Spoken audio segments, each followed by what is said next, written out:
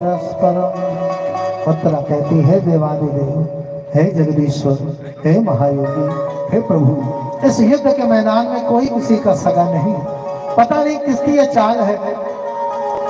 हमारा वंश चलाने के लिए मात्र यही एक आसरा है। अभिमन्यु जी चले गए, यही अगर इसे कुछ हो गया तो हमारा वंश आगे कैसे चलेगा। कुंती ने हाथ जोड़कर कहा, कृष्णाय वासुदेवाय देवकी नंदनाय च नंद गोप कुमाराय गोविंदाय नमो नमः। हे कृष्ण, हे वासुदेव,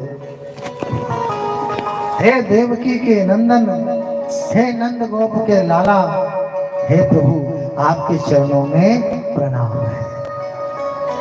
भगवान प्रकट हो गए। एक बार में ही प्रभु आते हैं। प्रभु एक कैसा होना चाहिए, आप और भगवान भी एक हो जाए। आपको फिर कुछ और समझ में ना आए। भगवान की आप कथा सुन रही हैं या भजन कर रही हैं या कुछ पाठ कर रहे हैं, भगवान तक पहुंच रहा है कि नहीं पहुंच रहा, इसकी मैं आपको पहचान बताता हूं। खूब ध्यान से हम सुन रहे हैं, लेकिन भगवान तक पहुंच रही हमारी पूजा भक्ति की नहीं, इसकी पहली पहचान है आपको शुद्ध बुद्ध विश्वास जाए। बगल में कोई कह रहा, बहन जी, बहन जी, हाँ हाँ क्या हुआ, ऐसी स्थिति आ जाए, आपको होश ही ना रहे, इतने खो जाए आप कथा में, तो समझ लो भगवान और आप एक हो रहे हैं।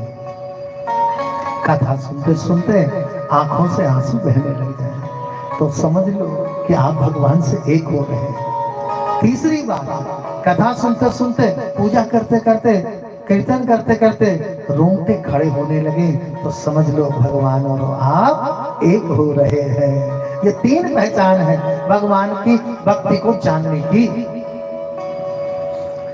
कुंती भगवान को पुकारती है, रोंगटे खड़े हो रहे हैं। इतना कहने के बाद, गोविंदाय नमो नमः, इतना कहने के बाद कुंती ने कुछ नहीं कहा। हम तो जाते हैं मंदिर में, शुरू हो जाते हैं, ये कर दो, बिटिया का विवाह करा दो, नौकरी ठीक कर दो, व्यापार चला दो। अच्छा एक बात बताओ, जिसके आज सामने जाके बोल रहे हो वो हमारे तुम्हारे जैसा है क्या? उसको पहले ही कहते हैं अंतर्यामी, सब जानता है, उसे बताने की जरूरत नहीं है। एक लड़का फटी शर्ट में अपने बाप के सामने से खाली 2-4 बार निकल जाए, बाप समझ जाएगा इसकी शर्ट फट गई, इसे चाहिए नहीं। बार बार कहे देखो ये फटी है, देखो शर्ट फटी है, ये तो गलत बात है ना। तो भगवान को कहने की जरूरत नहीं है, बस उनके आगे सच्चे मन से जाने की जरूरत है, बस। तो कुंती ने प्रार्थना की, भगवान आ गए।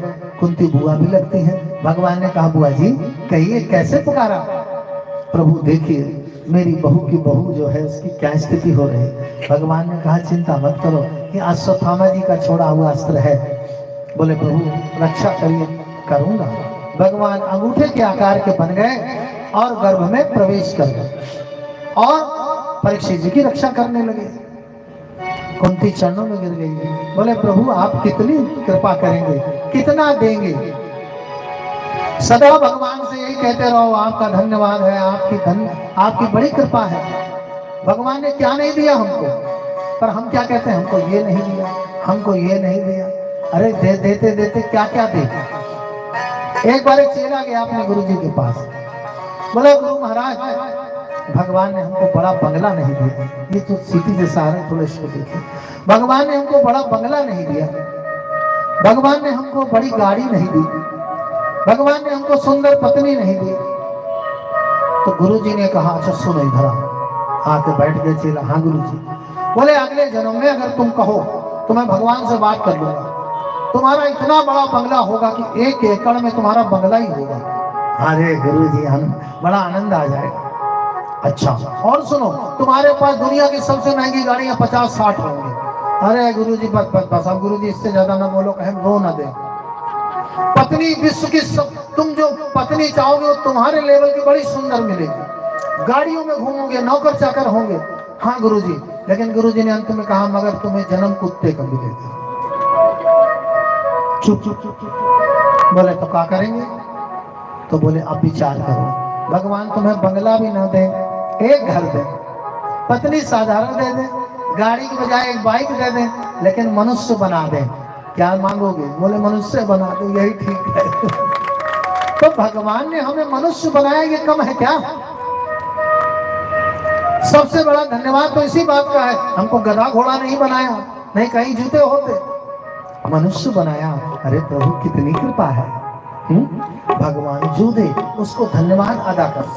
कुंती कहने लगी प्रभु सदा तो आपने कृपा करी, लाक्षागृह में गए मोम के घर में, वहां से आपने बचा लिया, हमारे पुत्रों को अज्ञातवास हुआ वहां बचा लिया। भगवान बोले बुआ जी ये तो मेरा धर्म है। बोले फिर हम भक्तों का भी तो कुछ कर्म है। भगवान ने कहा बुआ आपने सदा मेरे चरणों में प्रेम रखा है, मांगे आज मैं प्रसन्न हूं। क्या मांगती हैं? तो कुंती जी ने ऐसा वर मांगा जो आज तक किसी ने न मांगा है, और डर के मारे आगे कोई मांगेगा भी नहीं। कुंती जी हाथ जोड़कर बोली विपदा संतुनः शाश्वतत्र तत्र जगत गुरु। हे प्रभु मेरे जीवन में मुसीबत आती ही रहे। अरे ऐसा कोई मांगता है? भगवान बोले बुआ जी लगता है धोखे में कुछ गलत बोल गई हो, ठीक कर लो। दुख मांग रही हो, मुसीबत? बुआ जी बोली धोखे में नहीं, जानबूझ के मांगा है, समझ के मांगा है, मुझे दुख ही चाहिए। भगवान बोले बुआ दुख लेके क्या करोगे? बोले प्रभु जब जीवन में किसी का सुख आता है तो वो वैभव की तरफ भागता है। अभी किसी को 5 करोड़ मिले तो भागवत कथा थोड़ी कराएगा, पहले मित्रों को फोन करेगा सबसे अच्छा फ्लाइट कहाँ है, सबसे अच्छी गाड़ी कहाँ है। वैभव आते ही वो भक्ति नहीं चाहता, और जब दुख पड़ता है तो किसको याद करता है? भगवान। तो बोले बस प्रभु दुख में सुमिरन सब करे, और सुख में करे न को, जो सुख में सुमिरन करे तो दुख काहे को हो। अगर सुख में भी हम स्मरण करें तो हमें दुख नहीं होगा, परंतु हम लोग तो संसारी जीव हैं, सुख मिला तो भूल जाते हैं। गंधारी को जीवन भर राजमहल का सुख मिला तो देखो अंत तो क्या हुआ। और प्रभु मैंने दुख उठाया, आज मैं आपकी कृपा पा रहे हैं, आप सदा हमारे बगल में खड़े रहे, तो मुझे केवल दुख चाहिए। भगवान ने बुआ जी को अनेक अनेक आशीर्वाद दिए, बुआ जी सदा सुखी रहो। भगवान उन पर कृपा करते हैं जो भगवान के हो जाते हैं। भगवान के हो जाइए, उन पर समर्पित हो जाइए। नहीं हमेशा के लिए नहीं हो सकते तो कम से कम कथा में तो हो जाओ। अब भगवान ने परीक्षित की रक्षा आरंभ कर दी। भीष्म जी के स्वर्ग जाने का समय निकट है, तो सभी लोगों ने कहा कि चलो चलते हैं। पहले का नियम भी था कि जो बड़े बूढ़े जाने लगते थे तो सब उनके पास बैठ के शिक्षा लेते थे, वो सिखाते थे। तो सब बोले चलो ज्ञान लेने चलते हैं। युधिष्ठिर गए, अर्जुन गए, भीम, नकुल, सहदेव, और साथ में हमारे प्रभु भी गए। तो जैसे ही भगवान को देखा, पहले सबको देखते रहे भीष्म, भगवान को देखा तो आंसू बहाने लगे। युधिष्ठिर बोले पितामह हम आपसे उपदेश लेने आए हैं। भीष्म पितामह बोले पुत्र मेरा यही उपदेश है, सदा धर्म पर चलो। अधर्म पर चलने पर कुछ दिनों तक सुख मिल सकता है, लेकिन सदा के लिए नहीं। और अधर्म करने वालों का धीरे धीरे वंश ही खत्म हो जाता है, और धर्म पर चलने वालों का वंश बढ़ता रहता है।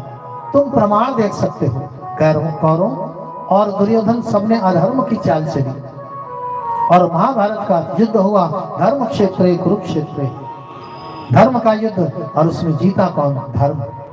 अर्जुन आदि जीते। इसलिए राजा को सदा धर्म पर चलना चाहिए। अनेक उपदेश दिए। फिर भगवान को देख करके कहा भीष्म पितामह ने, परंतु एक बात मैं कहता हूं, धर्म पर चलने का अर्थ है भगवान की शरण।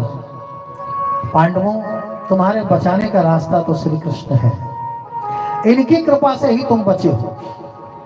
भगवान बोले बाबा छोड़ो ये सब बातें। बोले नहीं प्रभु आज तो बोल लेने दो। भीष्म बोले तुम्हें मालूम है एक बार मैंने प्रण लिया था, और भीष्म की पहचान है कि जो वो मुख से कहते हैं वो करते हैं, वो होता ही है। बोले मैंने सौगंध उठाई, जब दुर्योधन ने कहा कि अन्न हमारा खाते हो और सहायता पांडवों की करते हो, तब मैंने दोनों भुजा उठाकर कहा था कि जाओ मैं कल से रोज एक पांडव को मारूंगा, 5 दिन में युद्ध खत्म। भगवान ने कहा पितामह छोड़िए। बोले नहीं मुझे बोलने दीजिए। अर्जुन ने कहा अच्छा फिर? बोले तुझे याद नहीं है? हुआ ये, भगवान रात को भागते भागते जब उस दिन का युद्ध हुआ, भगवान अर्जुन के पास गए। अर्जुन सो रहा चादर तान के, उसे जगाया, है उठ, तुझे पता है भीष्म पितामह ने क्या प्रतिज्ञा ली? अर्जुन बोला पता है, सोने दो। अरे बोले पता है फिर भी सो रहे हो? अर्जुन बोला प्रभु आपने कहा है ना गीता में, योगक्षेमम भाम्यहम, जो मेरे सहारे हो जाता है उसका भार मैं उठाता हूँ। तो अब जब भार तुम उठा रहे हो तो हम काहे चिंता करें, हम थके हैं, सो लेंगे, कल फिर लड़ना है, भार उठाना ठेका आपका, मैं तो आपके सहारे, मेरे तुम ही आधार हो। ये है सच्ची भक्ति। आराम से लेट गए। बोले ये तो पागल है। फिर वो गए द्रौपदी के पास, स्त्री को नींद नहीं आती, वो चिंता में जगी हुई। भीष्म बोले केशव वहां गए थे ना कृष्ण? भगवान मुस्कुराए, बोले हाँ पितामह, ये बात छोड़िए। बोले नहीं, बता लेने दो। भगवान ने क्या किया? द्रौपदी से कहा तुम्हारे पति पांचों में से एक एक रोज मरेंगे। द्रौपदी ने कहा तभी तो मुझे नींद नहीं आ रही। भगवान बोले फिर बैठने से कुछ नहीं होगा, काम करना पड़ेगा। बोले बताओ? बोले मेरे साथ चलो। भगवान ने द्रौपदी को लिया, स्वयं घाघरा चोली पहनी, लाली लिपस्टिक बिंदी किया, लंबा घूंघट किया और द्रौपदी के साथ चल रही है मटक मटक के, कि कोई पहचान ना पाए कि पुरुष है। और क्योंकि इधर कौरवों की सेना, उस तरफ पांडवों की सेना, उधर से इधर आना है, इधर आए। और आकर भगवान ने द्रौपदी से, भीष्म जी के द्वार पर वो शाम को साधना में बैठते थे, बोले जाओ अंदर पितामह तपस्या कर रहे हैं। फिर जैसे ही वो पूजा से उठे, उनके चरणों में तुम सर रख देना बस। बोले ठीक है प्रभु। और बोले बोलना मत जब तक वो तुम्हें आशीर्वाद न दे। बड़ों की आदत होती है पैर छुओ तो कहेंगे खुश रहो, तो जब वो सर रख देना, जब वो 3 बार आशीर्वाद दे दें तब उठाना। बोले ठीक है। चली गई। द्रौपदी बोली इससे क्या होगा? बोले तुम जाओ काम करो, जाओ जो कहा वो करो। भीष्म पितामह ध्यान में है, द्रौपदी बैठी रही। जैसे उन्होंने ध्यान से नाक खोले, श्रीमन्नारायण श्रीमन्नारायण कहा और द्रौपदी ने सर नीचे रख दिया। अब भीष्म क्या जाने कौन, वो सोचे होगी कोई कौरवों के अपने परिवार की बहू। उन्होंने कहा सौभाग्यवती बहू। द्रौपदी बहुत खुश, लेकिन सर नहीं उठाया। फिर भीष्म पितामह बोले अरे बहू सौभाग्यवती भाव, फिर भी सर नहीं उठाया। बोले सर उठाओ, सौभाग्यवती भाव पुत्रवती भाव। अब तो ज्यादा ही बोल गए। जैसे ही सर उठाया द्रौपदी ने, भीष्म पितामह बोले मैं तो हक्का बक्का रह गया। 1 घंटे पहले तो मैंने कहा था कि मैं रोज 1 पांडव मारूंगा, इधर वरदान दे दिया पुत्रवती। जब पति नहीं रहेंगे तो पुत्रवती कैसी? भीष्म पितामह अपनी जगह पर खड़े हो गए। बोले द्रौपदी तुझे लाया कौन? बोले कोई नहीं। बोले झूठ मत बोल, तुझे मेरी सौगंध। बोली बाहर खड़े हैं। बाहर आए, बाहर आकर क्या देखते हैं, क्योंकि द्रौपदी राजकुमारी राजमहल की रानी है, तो जो राजमहल के उनकी चप्पलों में भी मुहर लगी होती है। तो भगवान ने देखा जैसे द्रौपदी अंदर गई, कोई पादुका लेके पहचान न जाए कि द्रौपदी आई है, तो उसकी दोनों, जिसको आज की भाषा में क्या कहते हैं, सैंडल, उसको भगवान ने लिया और दोनों पादुकाएं अपने बगल में दबा के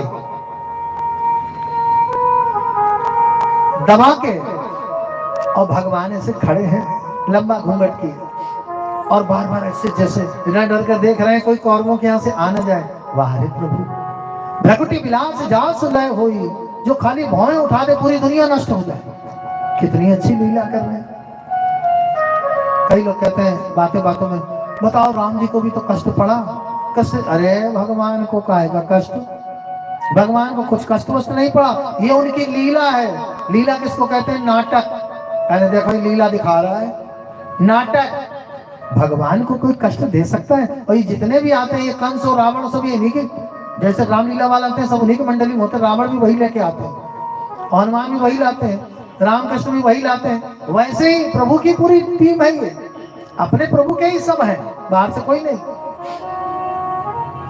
तो भीष्म पितामह कहते हैं मैं बाहर आया और जब देखा तो मैंने कहा अब तो घूंघट हटा दो, और जबरदस्ती जब मैंने घूंघट हटाया और देखा कि लिपस्टिक बिंदी लगाए, मांग भरे, ग्वालन बनकर आए हैं, तो मैंने तभी द्रौपदी से कह दिया कि द्रौपदी, माना कि पूरी धरा पर मुझ जैसा कोई वीर नहीं, परंतु जिस पर कृपा इस कन्हैया की है उसको मेरे जैसे 1 करोड़ भीष्म भी नहीं मार सकते, कोई उसका बाल बांका नहीं कर सकता। जाओ अब तुम आराम से निश्चित होकर चली जाओ।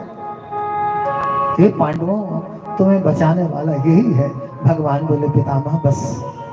अब पितामह भगवान की ओर देखकर कहते हैं प्रभु ऋषि मुनि युगों युगों तक तप करते हैं, जन्म जन्म मुनि जतन कराही, पर आपके नाम नहीं आता मुख पर। मुझ जैसा कौन नसीब वाला होगा कि अंत काल में आप मेरे सामने हैं, मैं आपको देख रहा हूं। ये कहते हुए भीष्म पितामह बोले अब मैं प्राण त्यागना चाहता हूं। भगवान ने कहा मैं तुझे जीवित कर देता हूं, खड़ा हो जा। भीष्म कहते हैं नहीं प्रभु बस अब नहीं, अब मुझे जाने दीजिए। इस मोहनी मूरत को देखकर जाने को मिले, इससे बड़ा सौभाग्य क्या हो सकता है।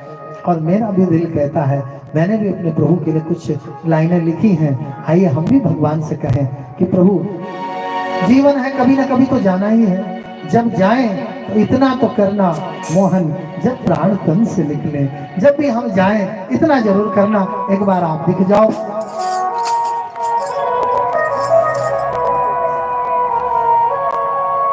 आइए भगवान से कहेंगे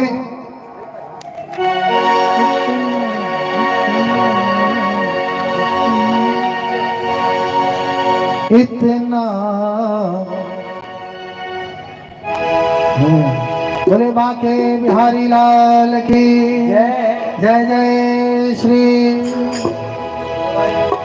इतना तो करना मोहन, क्या करना? इतना तो करना मोहन, चाहे और कुछ न देना। इतना तो करना मोहन, चाहे और कुछ न देना। मेरे कान्हा, मेरे कान्हा, मेरे कान्हा, मेरे कान्हा, इतना तो करना मोहन, चाहे और कुछ न देना। इतना तो करना मोहन, चाहे और कुछ न देना। मेरे कान्हा, मेरे कान्हा, मेरे कान्हा, मेरे कान्हा, जब अंत काल आए तेरा नाम हो जुबा पर। जब अंत काल आए तेरा नाम हो जुबा पर। तेरे बिना न कोई मुझको दिखे वहाँ पर।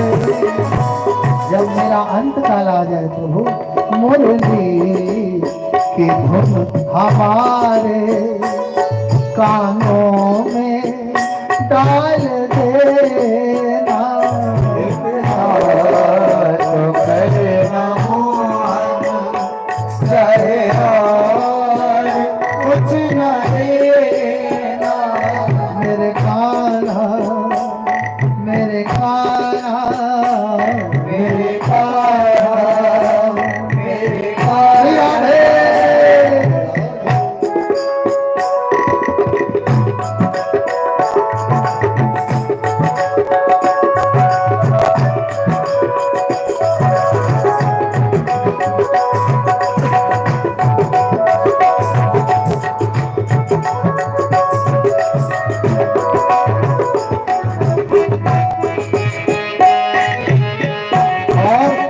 प्रभु से कहेंगे हे प्रभु, जब आप आना दर्शन देने अंत समय तो अकेले मत आना। कैसे? संग में हो राधा रानी और मुस्कुरा रही हो। संग में हो राधा रानी और मुस्कुरा रही हो।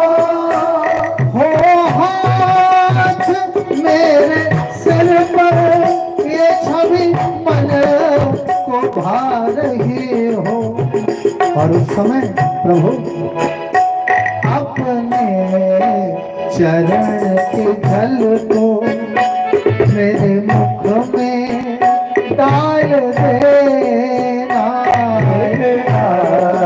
तो करना मोहन चाहे और कुछ न देना। मेरे कान्हा, मेरे कान्हा, मेरे कान्हा, मेरे कान्हा।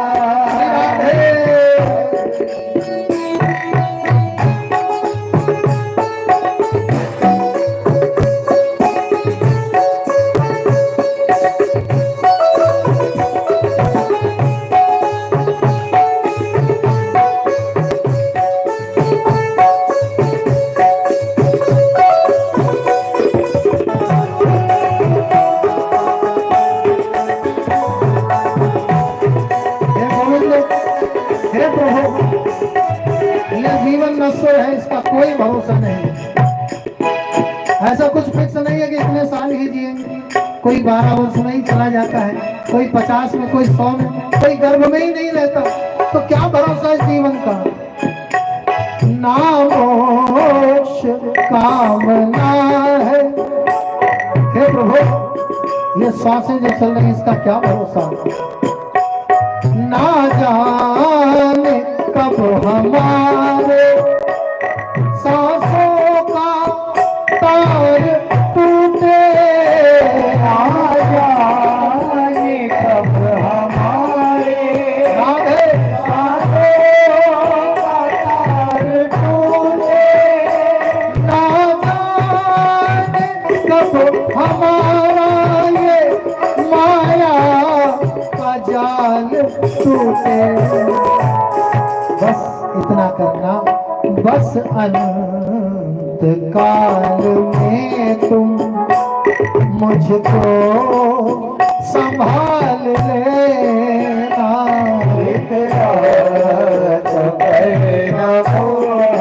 मोहन चाहे और कुछ न देना। मेरे कान्हा, मेरे कान्हा, मेरे कान्हा, मेरे कान्हा, मेरे कान्हा, मेरे कान्हा, मेरे कान्हा, मेरे कान्हा। इतना तो करना मोहन चाहे और कुछ न देना। जो दिया है वही बहुत है, पर जिसके लिए मनुष्य गए मिली वो काम करवा देना, तो बार बार भटकना ना पड़े। बस सामने आ जाना, दर्शन दे देना। भीष्म जैसा कौन सौभाग्यशाली। उन्होंने देह त्यागी, भगवान घर आए और फिर अर्जुन भगवान को छोड़ने द्वारिका गए। इधर परीक्षित का जन्म हुआ। फिर परीक्षित का नाम, इन बालक का नाम परीक्षित क्यों रखा गया? परि माने दूसरे की, इच्छित माने इच्छा से। उसको तो मार ही दिया था अश्वत्थामा ने, पर भगवान ने बचाया। भगवान की इच्छा से जिसका जन्म हुआ उनका नाम परीक्षित। परीक्षित जी महाराज का जन्म हो गया। इधर भगवान को छोड़ने द्वारिका गए अर्जुन। वहां जाकर कुछ दिन रहे। एक दिन भगवान अपने धाम जाने लगे। जरा नाम के व्याध ने बाण मारा, भगवान के पैर पर लगा। व्याध ने आकर प्रभु से कहा, प्रभु मुझसे बहुत बड़ी गलती हुई। भगवान ने कहा, देखो कोई जीव अपने आप कुछ करता ही नहीं, जो होता है सो मेरी इच्छा से होता है। धाम गमन करना तुझे मैं अवसर देना चाहता कि तेरे बाणों से मेरी मृत्यु हो। तो भगवान ने जरा को सांत्वना दी और भगवान अपने धाम को गमन कर गए। अर्जुन रोने लगे। जब तक जीवन में भगवान है तब तक ही सब कुछ है, उसके बाद सब शून्य है। रोते हुए अर्जुन आए हैं। युधिष्ठिर आदि सबने सुना, सब रोने लगे।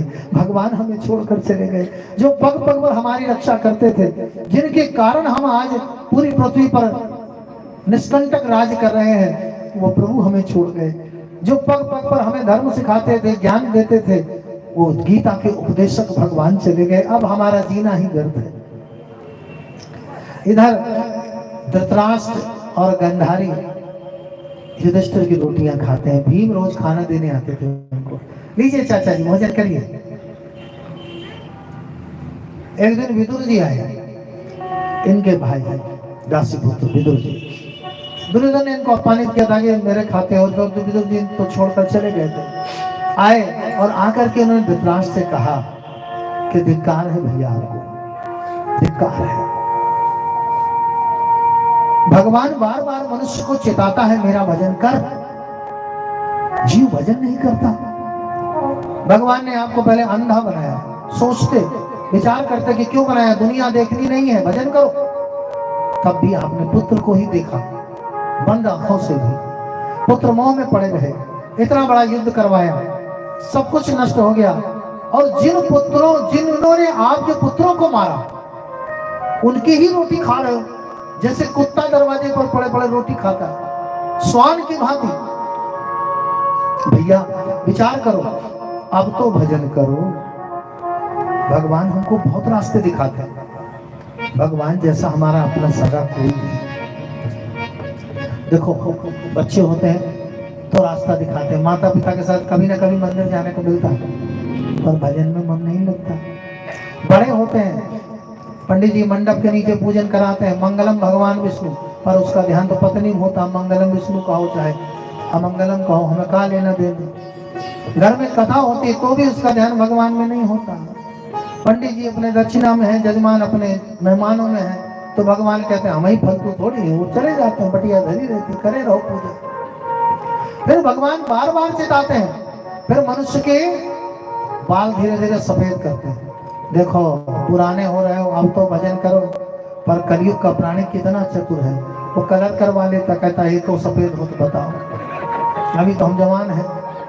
भगवान फिर धीरे धीरे नजर कमजोर करता है, लो देखो अब तो और कमजोर हो रहे, अब तो भजन करो। चश्मा लगाता है तो सब दिख रहा है, कोई टेंशन नहीं। भगवान बत्ती सी गिरा देते हैं, अरे अब तो शरीर बेकार हो रहा, अब तो भजन कर।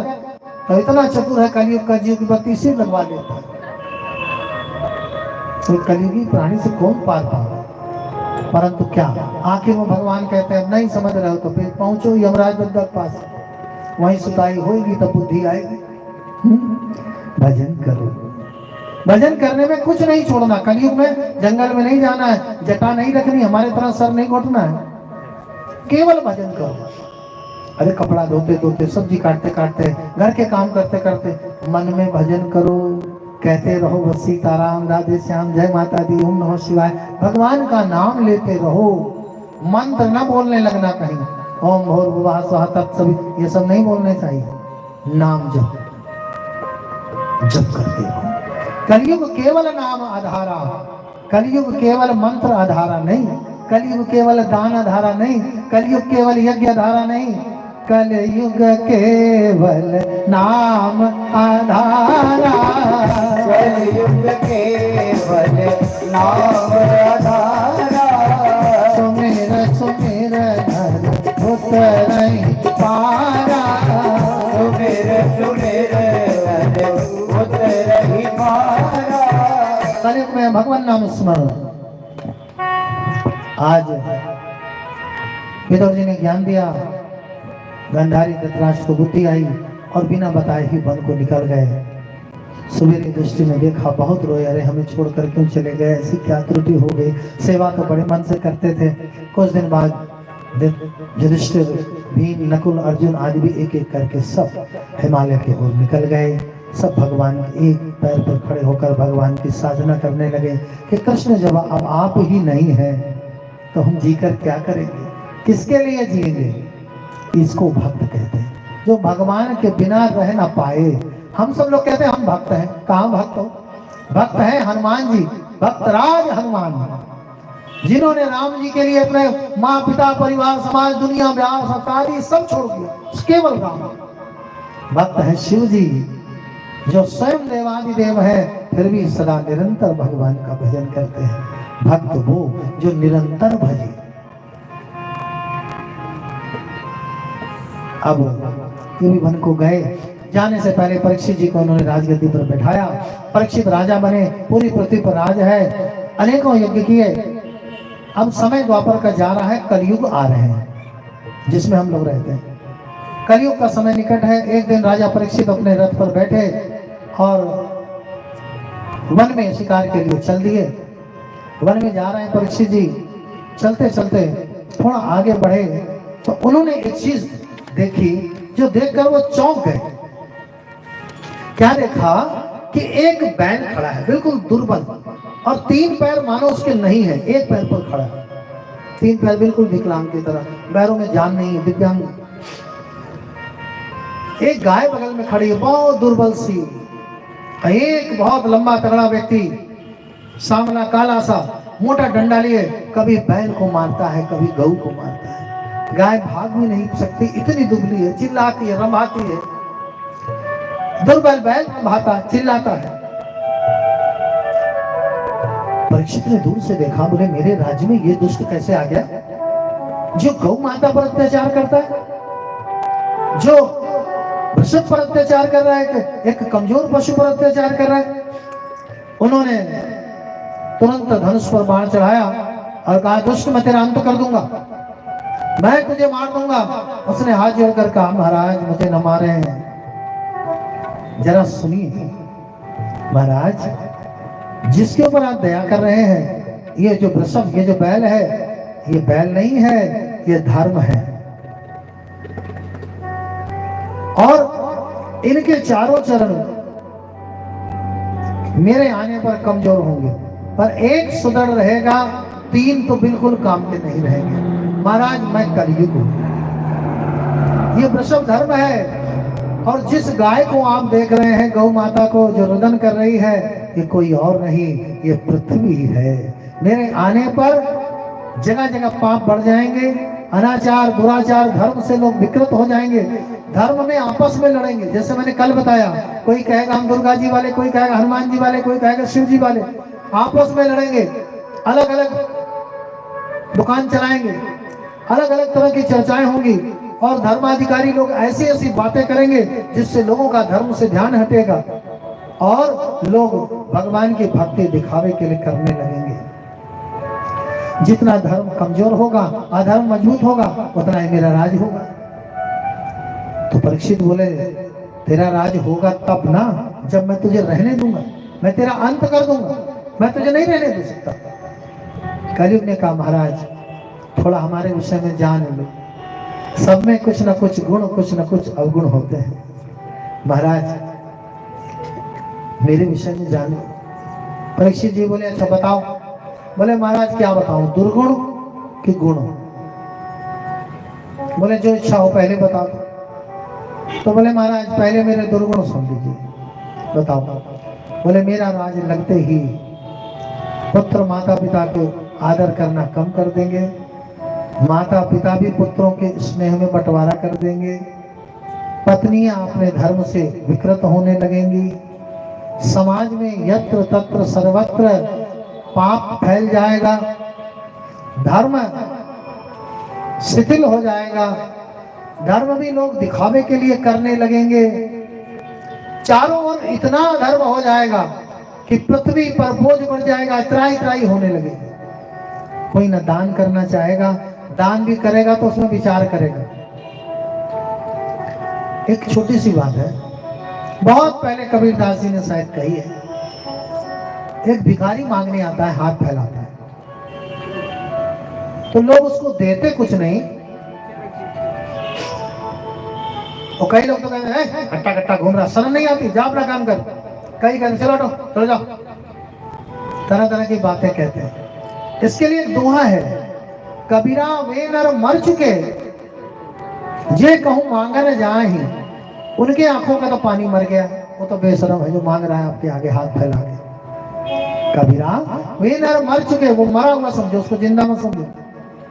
जे कहूं मांगने जाए, क्योंकि उसके आंखों का पानी मर गया। आपसे कहें भीख मांगो, आप हैं हमारा दिमाग खराब, हम क्यों मांगे? हम नहीं मांग सकते, हमारी आंखों में पानी है, उसका मर गया।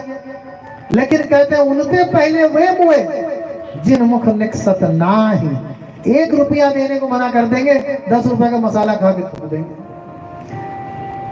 और भी चीजें खर्चा कर देंगे। 1 रुपया, अरे भाई दे दो, एक का सिक्का तो देना है। हाँ अगर वो कहे 1 का दे रहे हो, 500 का नोट दो, तब फल डंडा ले दौड़ा दो। 1 रुपया देने में क्या जाता है, आया है तो दे दो, अच्छा नहीं है पास में तो कम से कम आदर तो दे सकते हो भैया, और कहीं मांग लो। पर उसे गाली न दो, उसका अपमान मत करो। तो कहते हैं यत्र तत्र सर्वत्र पाप फैल जाएगा। व्यक्ति धर्म करेगा, धर्म में भी सोचेगा।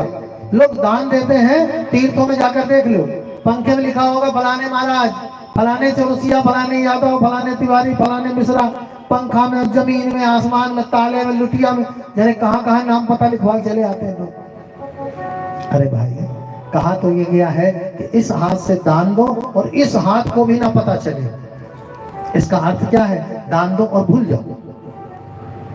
बिटिया को तिलक में दान देते हो तो क्या रोज फोन करते हो, हाँ फ्रिज कैसा है, वो थाल दिया था कैसा है, वो दे दिए, भूल गए, काम खत्म।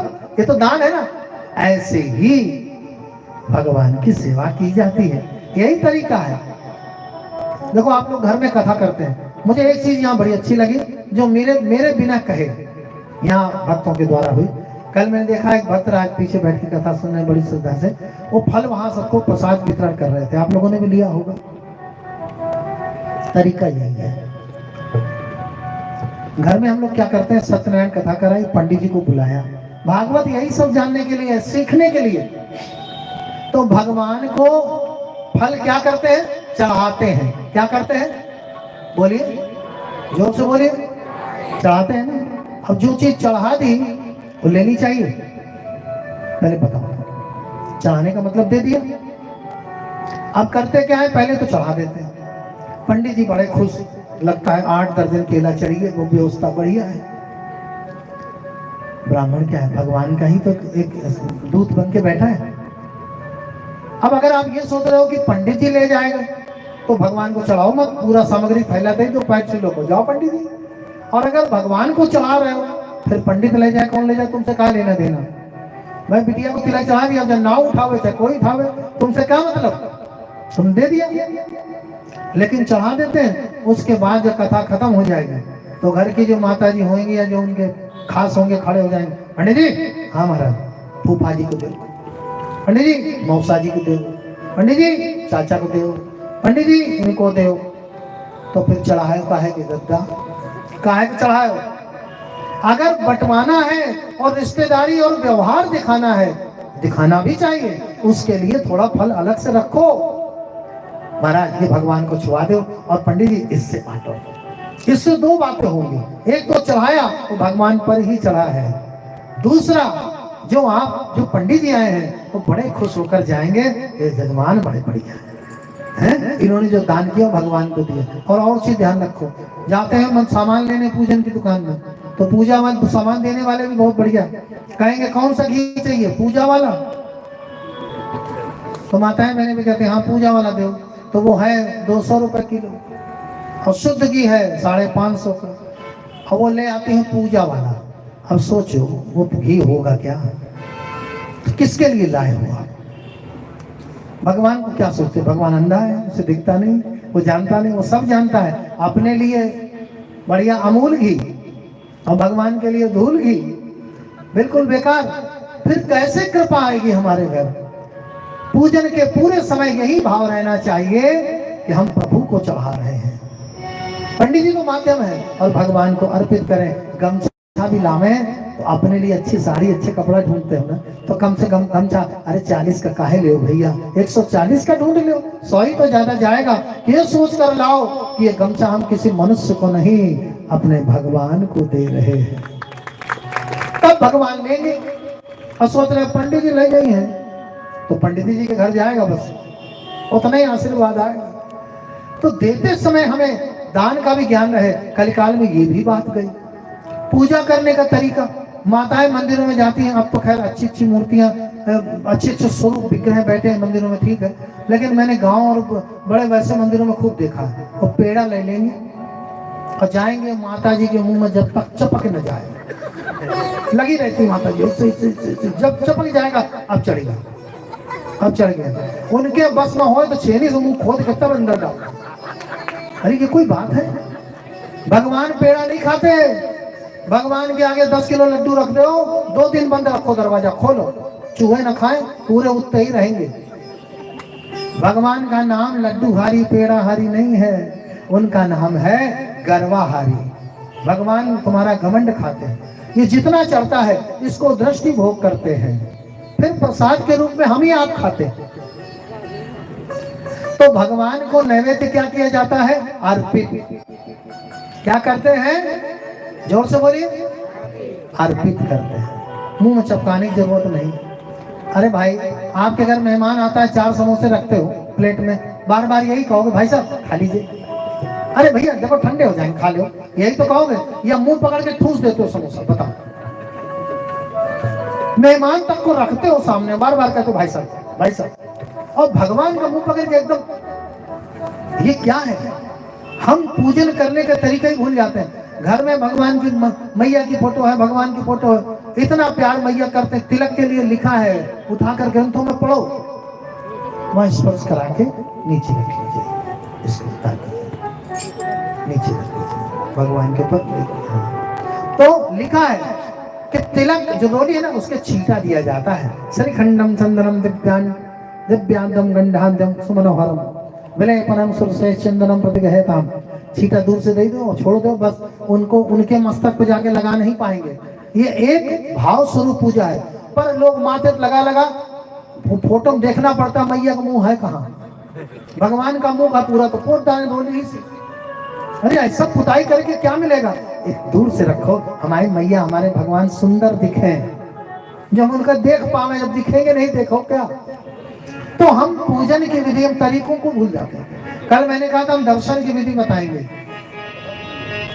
लोग जाते हैं आनंदेश्वर, परमठ, मैया के मंदिर, दर्शन कैसे करने चाहिए? दर्शन माने क्या होता है? दर्शन माने क्या होता है? जैसे आप सब हमारे दर्शन कर रहे हैं, हम आपके दर्शन कर रहे हैं। दर्शन माने देखना, यही तो है। तो फिर चिपट कहे जाते हैं भगवान जाके, कह रहे हम जा रहे हैं शिव जी के दर्शन करने। हो सब ऐसे सावन में तो ऐसा लगता है कि जल चढ़ा दो तो भगवान तक तो नहीं पहुंचता, एक दो लोगों सर पे जरूर चढ़ जाता है, सब उसी में चिपा। अरे दर्शन करो। और दर्शन कैसे करना चाहिए? किसी भी स्वरूप के मंदिर जाओ, चरणों से देखना शुरू करो। इतने बड़े नहीं हो आप कि सीधे उनसे नजरें मिलाओ। किसी भी स्वरूप का दर्शन करो, कल्याण। चरणों को देखो, मैया रानी के चरणों को। और फिर अब मैं माँ के स्वरूप की बताता हूँ। देखिए माता रानी बिहारी जी सब एक ही हैं, मैं माता से ही बताता हूँ। चरणों को देखो और दर्शन कैसे? कम से कम 15 मिनट एक स्वरूप के दर्शन में लगाओ। कैसे? माँ के चरणों को देखो और देख कर फिर कहो माँ ये वही चरण है जिनको छू करके सब देवता कृपा पाते हैं। ये वही चरण है जिससे चल करके आप जाती हैं और चिन्ह मुंड शुम्भ निशुम्भ जैसे दुष्टों का वध करके हम भक्तों पर कृपा करती हैं। माँ ये कितने सुंदर चरण हैं, कभी हमारे घर भी फिर आ जाओ। उन चरणों को देखकर प्रार्थना करो। फिर धीरे धीरे साड़ी देखो, माँ ये कितने सुंदर वस्त्र हैं, हम तो ऐसे योग्य भी नहीं कि आपको ऐसे वस्त्र चढ़ा सके। माँ जैसे इन सुंदर वस्त्र में साड़ी है, साड़ी में एक आंचल है, जैसे हमारी माँ जब हम छोटे रहे तो आंचल से ढककर हमें प्यार दुलार देती है। माँ अपना आंचल सदा हमारे घर परिवार पर बना के रखना, अपना प्यार बना के रखना। उनके सुंदर केशों को देखो, ये जो मेघों जैसे काले केस जिनको देखकर देते थर्रा जाते हैं। माँ सदा शत्रुओं से हमारी रक्षा करना। उनकी आंखों को देखो, जिन आंखों में इतनी करुणा है, माँ ये करुणा सदा हम पर बरसाओ। ऐसे उनके एक एक स्वरूप को देखो, ये दर्शन है। चलते चलते हाँ भाई देख लिया बड़ा बढ़िया मंदिर, ये दर्शन नहीं है।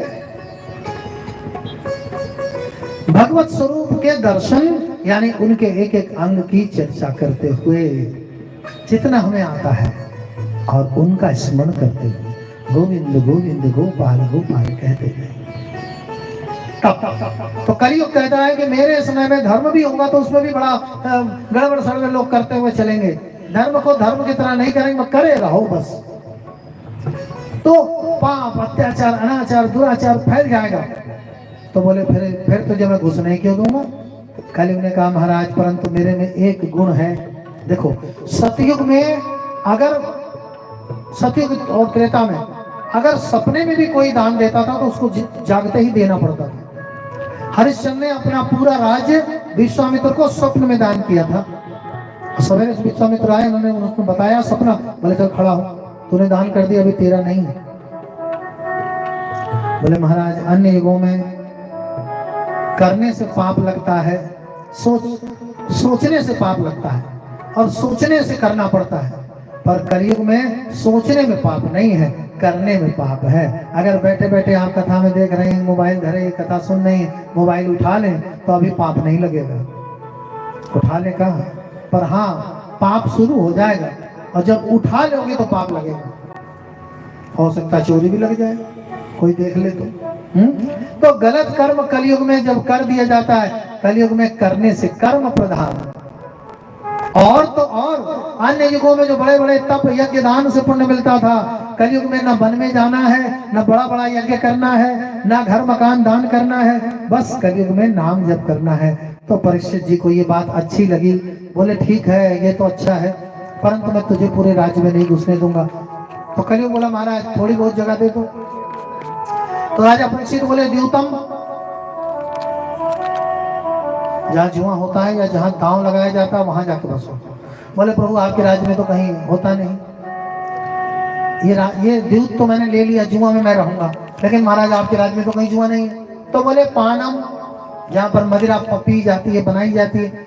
बोले प्रभु ये स्थान भी मैंने लिया, पर आपके राज्य में तो कहीं नहीं है।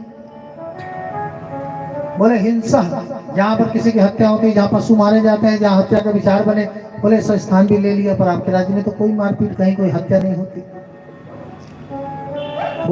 बोले कुटिल स्त्रियां, जो वैश्याएं रहती हैं, या जो स्त्री अपने पति के होते पर पुरुष पर दृष्टि रखती हैं, या जो कन्याएं गलत दृष्टि चलती, इन सब में वास हो। बोले महाराज ये भी ले लिया, लेकिन आपके राज्य में तो ये सब नहीं है। बड़ा चतुर है, 4 जगह ले भी ली और कह रहा कुछ नहीं मिला। परीक्षित ने कहा कि तेरा वास धन अर्थात स्वर्ण पर हो, सोने पर। बस उसने कहा महाराज बस मैं इतने में काम चला लूंगा। कलयुग की यही पहचान, कलयुग वाला आदमी मुंह पे बड़ा सीधा लगता है, अंदर से बड़ा गड़बड़ होता है। तो कलयुग ऐसे ही, ऊपर से बोला बस महाराज इतने में मैं संतुष्ट हूँ, और हंसने लगा। राजा परीक्षित बोले मुस्कुरा रहे हो क्या बात? बोले महाराज थोड़ी देर में पता चल जाएगा आपको मैं क्यों मुस्कुरा रहा हूँ, आज जान जाएंगे। और मन में कलयुग ने सोचा आज ही से मिला है काम तो बोनी कर ली जाए, जैसे व्यापारी लोग कहते हैं। तो सोने पर बैठना है। राजा परीक्षित के सर पे है मुकुट, और मुकुट है सोने का, तो सबसे पहले राजा परीक्षित के सर पर ही कलयुग बैठ गया। चले आगे, समीक मुनि का आश्रम पड़ा। समीक मुनि ध्यान में बैठे हैं। तो राजा परीक्षित पहले राजा थे लेकिन घमंडी नहीं थे। कलयुग की पहचान है, कलयुग जो जो आप पर प्रभाव डालेगा आप घमंडी हो जाएंगे, अभिमानी हो जाएंगे, मद आ जाएगा। राजा परीक्षित सब संतों को प्रणाम करते थे, उतर के रथ से। आज रथ से निकले तो समीक मुनि का आश्रम देखा, तो समीक मुनि ध्यान में बैठे हैं। ध्यान 3 प्रकार से किया जाता है। एक ध्यान कैसे करते हैं कि अपने नासिका के अग्रभाग पर, नाक के अगले हिस्से को देखते हुए भगवान का जप करते हैं। कई लोग तो प्रैक्टिस करने लगे, अभी ना करो और सीख लो पहले। पहला ध्यान कैसे बताया? नासिका के अग्रभाग पर। नंबर 2 भूमध्य पे, दोनों भावों के बीच में जो जगह है इसको देखते हुए भगवान का ध्यान। तीसरा सबसे सरल, आंख बंद करके प्रभु का ध्यान। इसमें कई लोग सो जाते हैं, इसलिए ये दोनों ठीक है। तो समीक मुनि जो है वो नासिका के अग्रभाग पर ऐसे देखते हुए ध्यान कर रहे थे। इसमें आंखें पूरी बंद नहीं होती। बोला है महात्मा जरा जल लेके आओ, मुझे प्यास लगी है, मैं पूरी पृथ्वी का राजा हूँ, मेरी पृथ्वी पर तुम रहते हो, यानी तुम्हारा भी मालिक मैं, राजा ऐसे। अब देखो घमंड आ गया, मेरा दिया खाता है, मेरे राज्य में रहता है, मेरे राज्य में फूल तोड़ता है, मेरे राज्य में फल तोड़ता है, तो मैं मालिक हुआ, प्रणाम काहे मैं करूं? घमंड आकर बोलता है समीक मुनि मुझे जल लेकर आओ। अब ये तो ध्यान में थे, समाधि में लीन थे, इनको सुनाई नहीं पड़ा।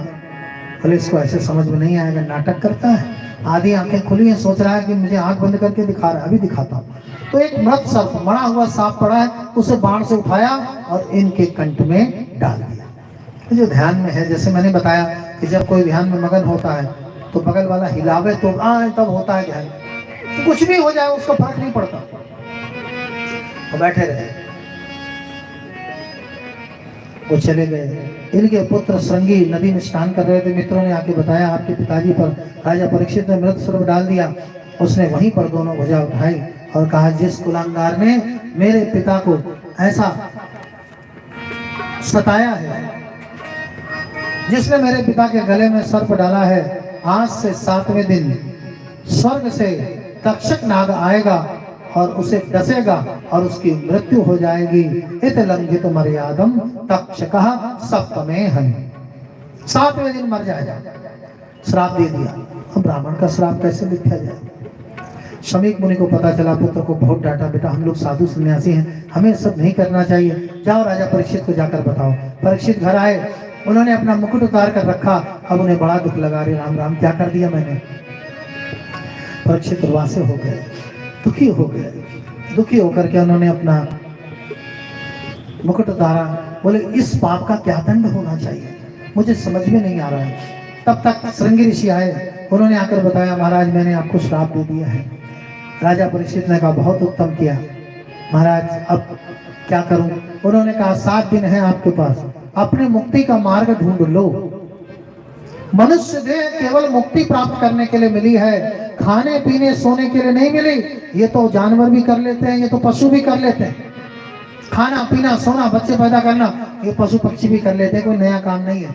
पर भगवान की कथा पशु नहीं करते। कभी सुना कि 12 गधा बैठकर कथा सुन रहे हैं? नहीं, लेकिन मनुष्य सुन सकते हैं। ये मुक्ति का मार्ग अपना लो। राजा परीक्षित ने अपना राज्य अपने पुत्र जन्मेजय को सौंपा। गंगा किनारे गए, एक दिव्य सिंहासन मंगवाया, उसे रखा और अन्न जल त्याग कर बैठ गए। जो मेरे प्रश्नों का उत्तर दे वो सिंहासन पर बैठे। चमदग्नि कर्म बड़े बड़े ऋषि पधारे, सब नीचे बैठे, कोई सिंहासन पर नहीं बैठा। स्वयं व्यास जी भगवान आए, वो भी नीचे बैठ गए।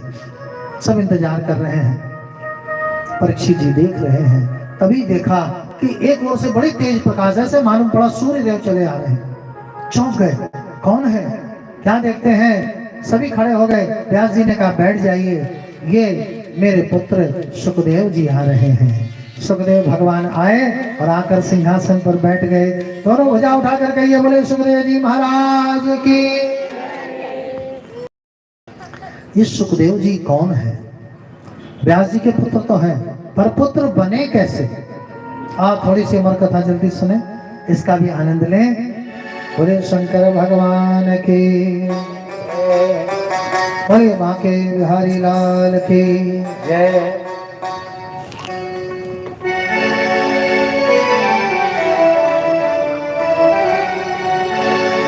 एक बार की बात है, ध्यान से सुनना बड़े आनंद से।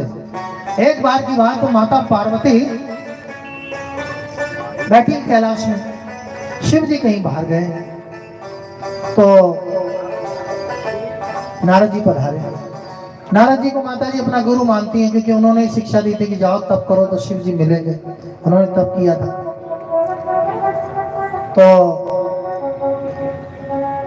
माता पार्वती ने स्वागत किया, आइए नारद जी पधारिए, बैठ गए। नारद जी ने कहा, माँ एक बात पूछूं? हाँ हाँ पूछिए।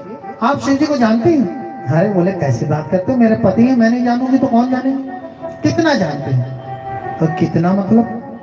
नहीं क्या जानते हैं? बोले मैं जानते हैं, देवादिदेव हैं, सब कुछ जानते हैं उनके बारे में। अच्छा तो बोले एक बात बताओ, शिव जी के गले में एक मुंड माला रहती है, जब खास टाइम पे कहीं जाते हैं तो गले में डालते हैं। विवाह में भी डाल के आए थे, जो देख के आपकी अम्मा बेहोश हुई गई। हाँ हाँ हाँ हाँ हाँ माला देखी। तो उसमें मुंड किसके है? पार्वती जी चुप, हमें नहीं पता। तो बोले भाई पता करो, आपको पता है? हाँ बताओ। बोले हम नहीं बताएंगे। नारद जी चले गए। अब स्त्री को खाली कोई बात कहे तो बहन जी तुमको ऐसा कह रही थी, क्या कह रही थी, फिर वो पीछे ही पड़ जाए। स्त्री कहाँ पर हजम हो। जैसे ही भगवान शिव आए, माता पार्वती ने जलपान कराया, तुरंत बोले प्रभु कुछ पूछना है। शिव जी ने कहा पूछो। बोले गले में जो आप मुंड माला पहनते हैं, इसमें मुंड किसके? शिव जी मुस्कुराए, बोले नारद आया था क्या? बोले प्रभु आपको कैसे पता? ये काम वही कर सकता और कौन करेगा? बोले हाँ आए तो थे, पर प्रभु मुझे बताओ मुंड किसके? भगवान शंकर बोले बता देंगे, तुम चली जाओगी मायके छोड़ के हमको, इसलिए नहीं बताएंगे, रूठ जाओगी। नहीं रूठेंगे। बोले मेरी सौगंध। बोले आपकी सौगंध। शिव जी ने कहा ये सब मुंड तुम्हारे ही हैं। मेरे? हाँ। बोले देखो प्रिय, मैं तुमसे बहुत प्रेम करता हूँ। जब जब तुम जो जो बनती हो, जो जो रूप रखती हो, मुझे अच्छा लगता है। तुम वो देह त्याग के दूसरी बन जाते हो, तुम तो आदि शक्ति हो, बदलती रहती है। तो हम क्या करें, वो रूप तो गायब हो जाता तो हम तुम्हारा मुंडा ही धर लेते हैं और माला बना के रखे हैं प्रेम से, तुमसे इतना प्यार करते हैं। तो पार्वती जी बोले देखो ये काम ठीक नहीं, पति अमर और पत्नी बार बार जाए मर तो फिर बेकार है। बोले फिर? बोले प्रभु हमको भी अमर कर दो। तो शिव जी बोले फिर चलो, हाथ पकड़ा और लेकर भगवान शिव अमरनाथ चले गए। बोलो अमरनाथ भगवान की जय। वहां पर एक दिव्य वृक्ष है जिसके ऊपर बैठकर कागभूषण की कथा सुनाते हैं रामायण में, आप पढ़े उत्तरकांड में। उस वृक्ष के नीचे गए, एक घोंसला, उस पर पक्षी दो बैठे। जैसे शिव जी ने डमरू बजाया सब भाग गए। उस घोंसले में केवल अंडा रह गया।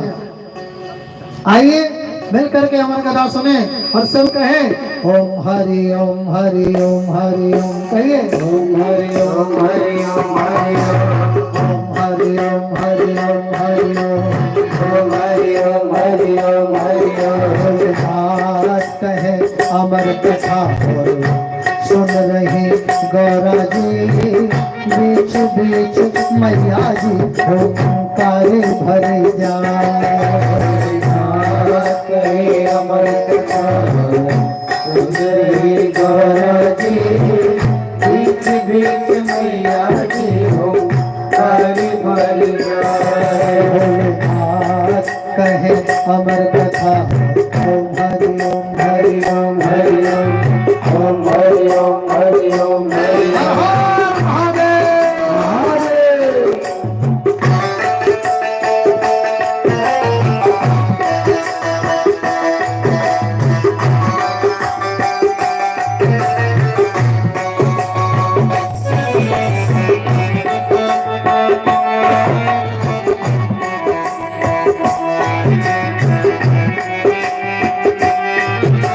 भगवान कथा सुना रहे हैं। शिव जी बोलते हैं ऐसा हुआ, माता कहती हूँ क्या सुना रहे हैं, यही भागवत कथा सुना रहे हैं। तो बीच बीच में माता कहती ऐसा हुआ, फिर तो ओंकारी भर रही है। और देखो ऐसी दुनिया की अद्भुत कथा जिसमें केवल दो लोग हैं, एक सुनाने वाले व्यास जी, एक सुनने वाला भगत। वक्ता है शिव अविनाशी, श्रोता भवानी माँ, श्रोता भवानी माँ, श्रोता भवानी माँ। अद्भुत वर्णन शिव करते सुनती भवानी माँ, सुनती भवानी माँ, सुनती भवानी माँ। अद्भुत वर्णन शिव करते सुनती भवानी माँ, सतबुद्ध बिसराई मैया, सतबुद्ध बिसराई मैया, जान नहीं पाए।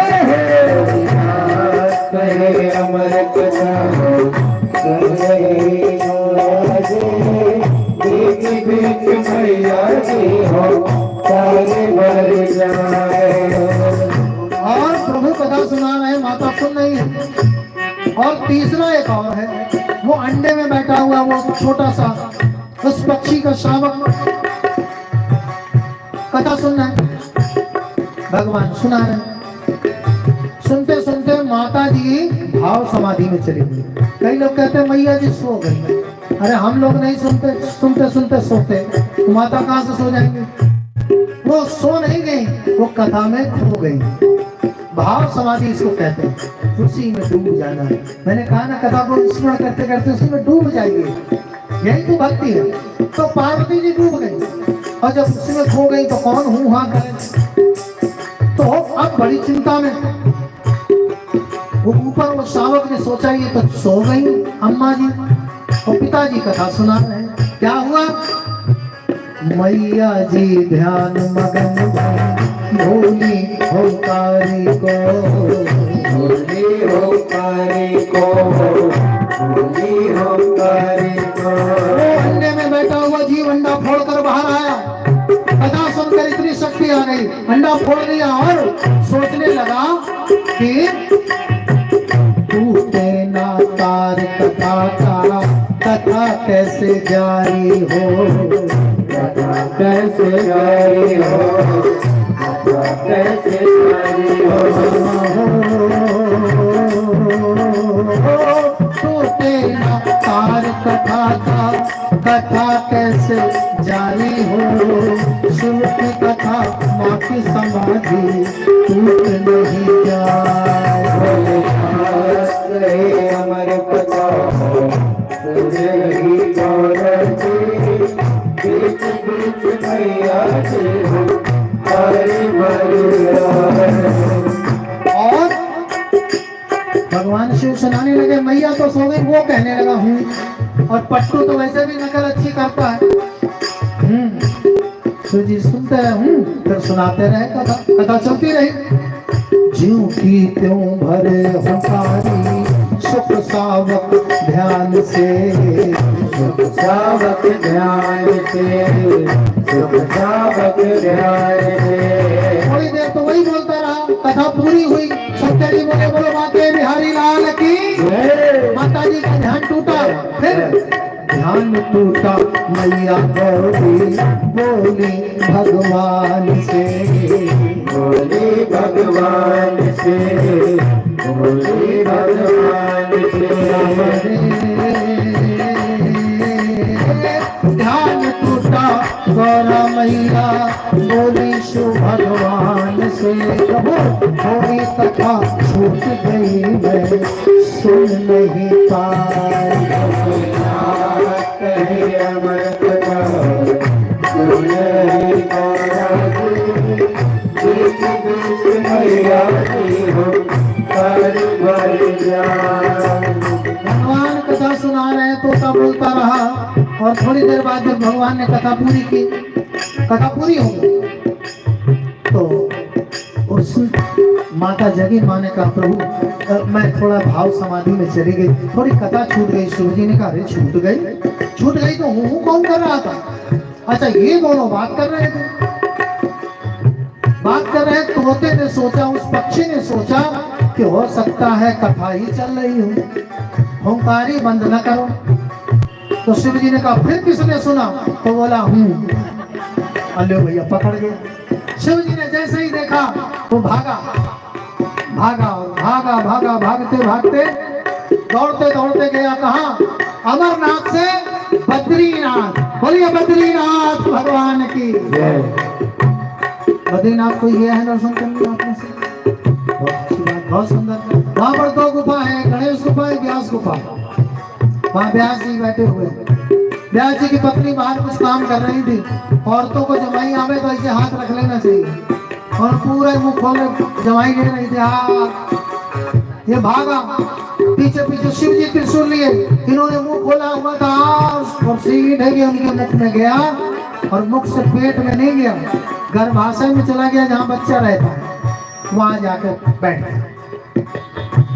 शिव जी को बड़ा क्रोध आया। शिव जी पहुंचे, व्यास जी दौड़ कर आए। अरे भोलेनाथ मेरे यहाँ पधारे, फूल चढ़ाया, जल और प्रसाद। फूल प्रसाद अपना रोको। क्यों? शिव जी फूल प्रसाद रोको। क्यों?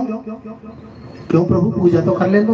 बोले पूजा वूजा नहीं, मेरा एक चोर तुम्हारे आया है मेरी कथा चुरा के। चोर कौन? बोले तुम्हारे पत्नी के मुख में घुस गया है, मैं उसे छोड़ूंगा नहीं, मारूंगा जरूर। मेरे प्रभु की कथा इतनी सस्ती नहीं तो सबको दे दी जाए। व्यास जी ने कहा प्रभु फिर हमारी पत्नी को मारो तभी मरेगा, वो तो अंदर चला गया, मैं देख पा रहा हूँ तो गर्भाशय में चला गया। शिव जी ने कहा तो तुम्हारी पत्नी को मरना पड़ेगा, लेकिन हम उसको मारेंगे जरूर। व्यास जी ने कहा प्रभु एक छोटी सी बात कहे, छोटा मुंह बड़ी बात, आप तो भगवान हैं। शिव जी ने कहा बोलो।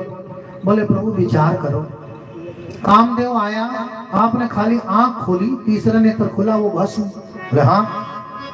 और बोले इसको अमरनाथ से दौड़ाया आपने, यहाँ तक आ गए, त्रिशूल न मार पाए, आंख न खोल पाए, कोई बात तो होगी इसमें। शिव जी ने कहा हाँ ये बात तो है। तो बोले प्रभु जरा इसकी जानकारी तो करो। शिव जी ने नेत्र बंद किए तो क्या देखते हैं, गोलोक धाम में राधा रानी का दुलराया हुआ ये उनका प्यारा तोता है जो राधा रानी की बाहों में बैठकर, भुजाओं में और पिंजरे में बैठकर राधा रानी के आसपास मंडरा मंडरा कर कहता है, राधे राधे श्री कृष्ण राधे। आइए जरा 2-4 बार हम लोग बोले, राधे राधे श्री कृष्ण राधे, राधे राधे श्री कृष्ण राधे। कहिए, राधे राधे श्री कृष्ण राधे, राधे राधे श्री कृष्ण राधे। गोपाल राधे गोपाल राधे, गोपाल राधे गोपाल राधे, राधे राधे कृष्ण राधे, राधे राधे श्री कृष्ण राधे। गोपाल राधे गोपाल राधे। सब कहिए, गोपाल राधे गोपाल राधे,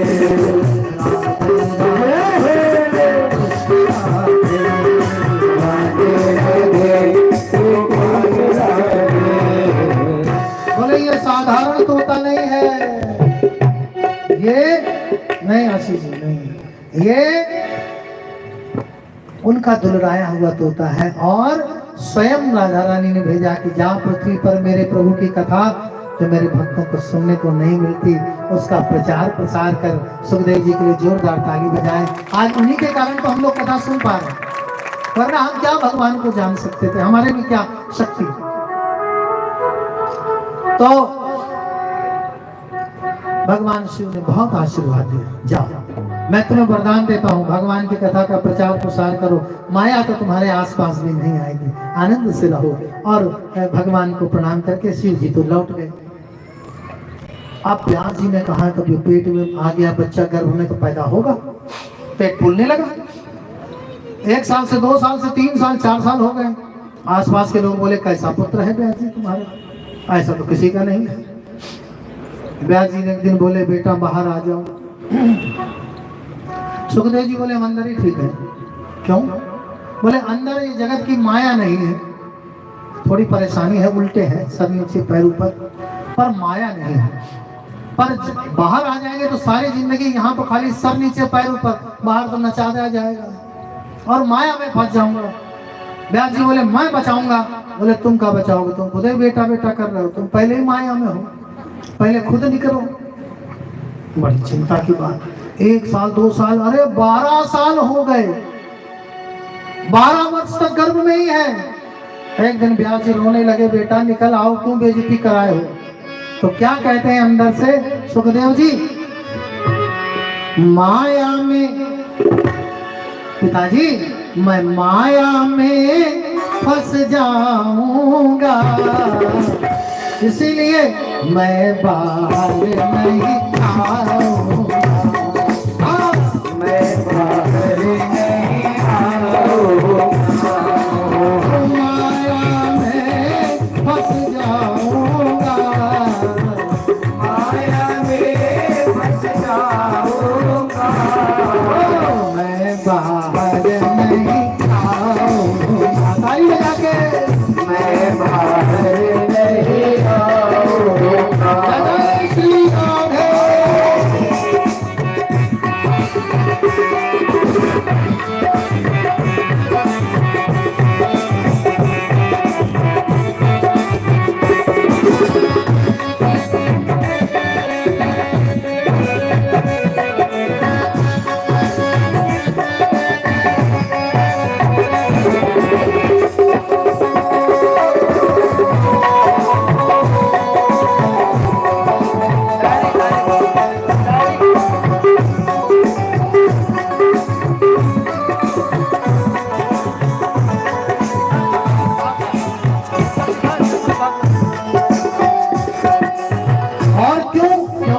बाहर आ गया तो माया नाच नचाएगी, गाइए, माया नाच नचाएगी, पागल खूब बनाएगी, माया पागल खूब बनाएगी, तृष्णा लोभ बढ़ाएगी, तृष्णा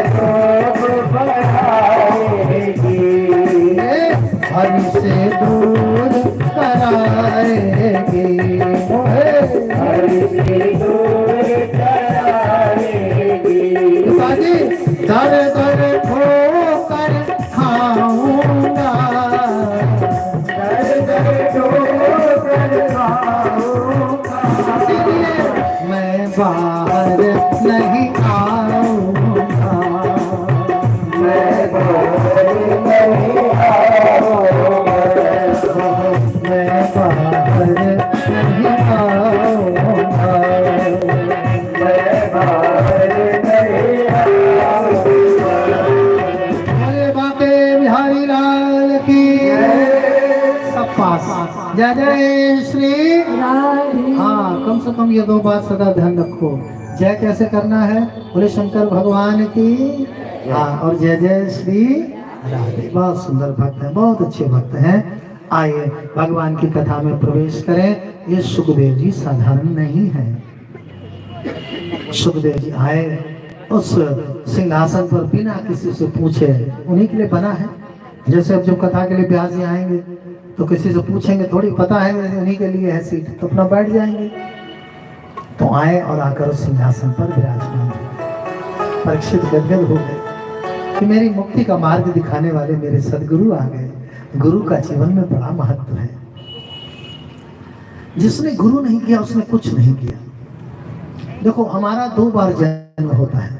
एक जन्म जो माता पिता से होता है, वो तो खुद उन्हें नहीं पता होता कि कब हमारी संतान और कैसे आ गई और कब होने वाली है, और इसीलिए उसकी शुद्धि में भी वो बड़ी माना जाता है कि अभी मंदिर नहीं जाना, ये नहीं करना, अशुद्धियां रहती। फिर दूसरा जन्म कब होता है? जिस दिन गुरु मिल जाते हैं। अच्छा, जिसने जब तक गुरु नहीं बनाए तो भगवान शिव को गुरु मान सकते हैं। वंदे बोधमयम नित्यम गुरुम शंकर रूपिणम। या फिर भगवान श्री हरि को वंदे कृष्णम जगत गुरु, इनको गुरु बनाया जा सकता है। परंतु गुरु बनाने का अर्थ है कि उनसे शिक्षा दीक्षा ले। ऐसा भी गुरु बनाने का कोई फायदा नहीं कि गुरु जी हमारे अमेरिका में रहते हैं, गुरु मंत्र ले लिया, कुछ पूछना है तो बातें ही नहीं हो सकती। गुरु किया क्यों? दीक्षा लेने के लिए। गुरु हमें अंधकार से प्रकाश की ओर ले जाता है, और गुरु से सदैव ज्ञान लें। गुरु के पास, गुरु इसलिए नहीं कहता गुरु बना लेंगे तो बड़ा व्यापार चलेगा, नहीं। गुरु बना लेंगे ना, गुरु बनाएंगे तो आपका मुक्ति का मार्ग खुल जाएगा। गुरु दीक्षा के बाद इतना तो पक्का है कि आप भगवान के धाम जाएंगे। गुरु दीक्षा का बहुत बड़ा महत्व। बोलिए गुरुदेव भगवान की जय। आए, सिंहासन पर बैठ गए, पूजन किया। परीक्षित ने कहा कि प्रभु, मुझे श्राप मिला है श्रृंगी ऋषि का कि तक्षक नाग से डसा जाऊंगा, मेरी मृत्यु हो।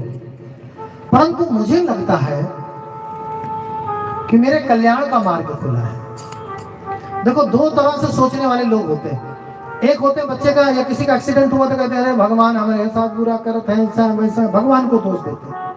और एक दूसरे तरह के होते हैं, जैसे एक्सीडेंट से पता चलता है बच्चा बच गया तो तुरंत मंदिर में प्रसाद चढ़ाते हैं और कहते हैं हे प्रभु बड़ी कृपा है, आपकी कृपा थी तो इतना ही हुआ, न जाने मृत्यु भी हो जाती।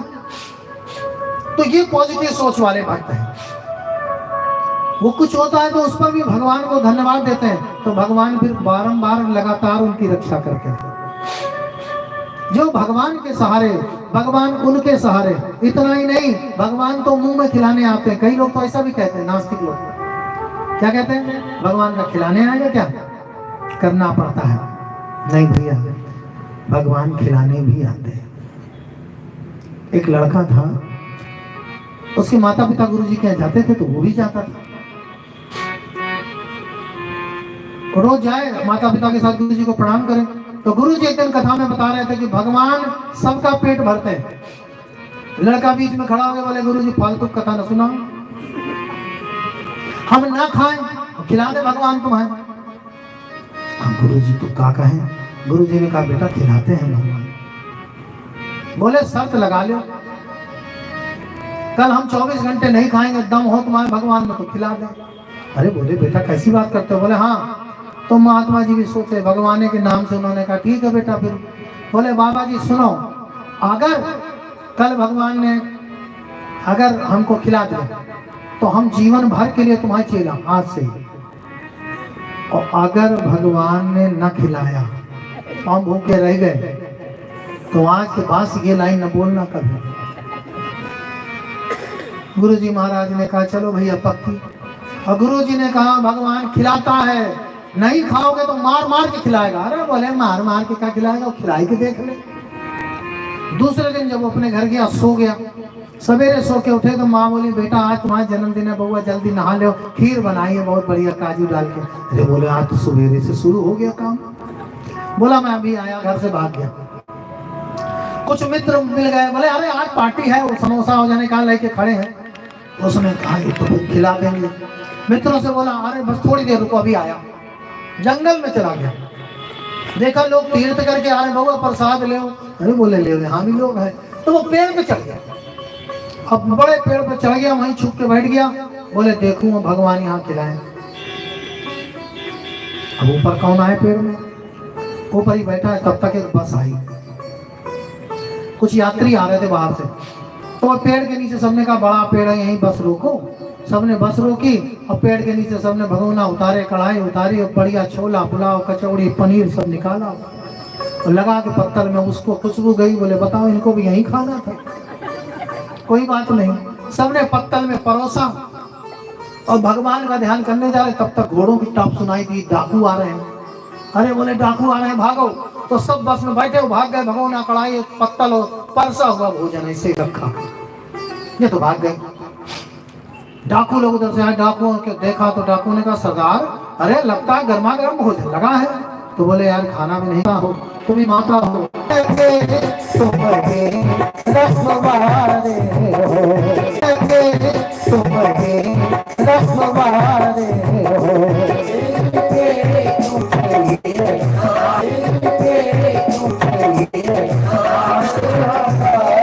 पर अपने आप में खुश रहता है। भाई नाम क्या है, शेर सिंह।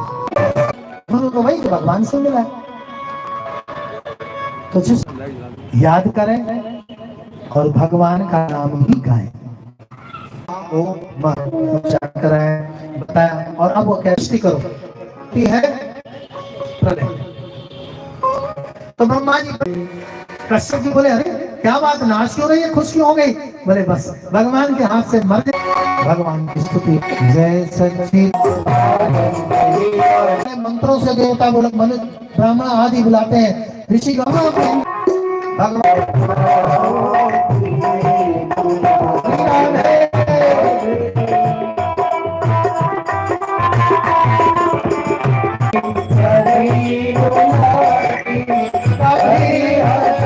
लेकिन निर्विघ्न होकर प्रभु डर लग रहा है। लेकिन मैं कहती हूँ आप इतने सुंदर हैं, आप बेटा हैं, नहीं चाहती आप पुत्र बन के आए। मेरा पालन नाम की माँ हुई जिन्होंने जितने बच्चे पैदा किए सबको फिर वही पेट में पहुंचता है, किसी और जगह नहीं। मनुष्य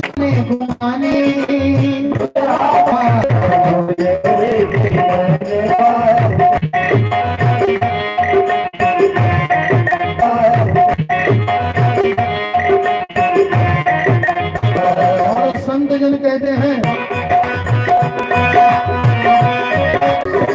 चलने फिरने को मजबूर तो जीवन भारी हो जाता है। स्थिति होती बुढ़ापे में